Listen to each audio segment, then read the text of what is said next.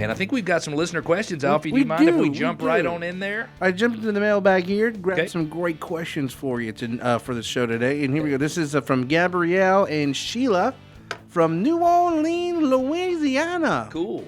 They write in and say, we've recently moved to New Orleans and need some help prepping our home for sale and then selling it. We're nervous about being so far away. What should we do? The reality is there are some agents and brokerages out there who do a good job of helping sellers take care of things prior to closing. But I will tell you, it's probably not any more than 2 or 3 out of 100 who can design exactly what you need to do, take care of it, the whole 9 yards. But it sounds like what Gabrielle and Sheila need is our long-distance listing program. So, Alfie, if you lived in New Orleans Yes. and you were looking to sell a home in Atlanta, Yes. that would make me nervous. Well, yeah, of course. It made me very nervous. Yeah.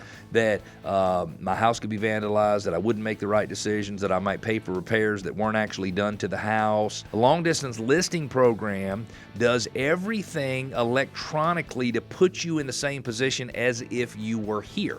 So let's just say, for example, Alfie, that we decided that we needed to spend $3,000 to get your home ready for sale. All right. So you and I agreed what that was going to be done. We're going to paint this. We're going to paint that. We're going to clean up the yard. We're going to clean out the garage. There's some stuff in the garage. We got to get it hauled off of storage. We're going to agree what we're going to do and how much it's going to cost. We're going to coordinate that for you through the long-distance listing program. We're going to hire the vendor. We're going to pay the vendor when we're finished. Okay, we get the opportunity to get our money back at closing. We're going to walk you through on FaceTime before the project is done and after the project is done. So you can see exactly what's going on so that you know before you pay somebody to haul off the junk that was in the garage and get rid of it, that it was actually done and it was done correctly. All right. We have another question for you here, Yes. Cleve. This is from Joe and Lisa in a nearby Alpharetta. Yep. They write in and say, if an agent sells most of the homes in the neighborhood, does this mean we should list with them to get the highest price? What do you think there, Cleve? So we had this same question about 2 years ago. All right.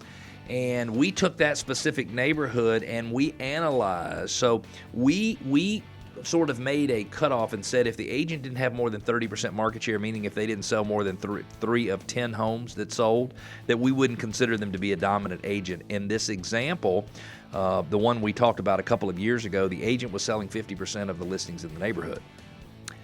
We analyzed the average sales price per square foot, actual square footage above grade, actual square footage below grade in the basement, making adjustments for finished square footage, the whole 9 yards, and we determined that the agents who dominate the market typically sell homes for less than the other agents who might come in there and sell 1 or 2. Now, I don't have any idea why that is the case. So the answer to Joe and Lisa, you do not have to list with an agent that specializes in selling in that neighborhood to get a high price. It doesn't mean you shouldn't, but you need to talk to that agent and probably a couple of more, see how they're different, see what services they bring to the table, see who you gel with. But don't just assume that because they sell most of the properties in that neighborhood that they sell them for more.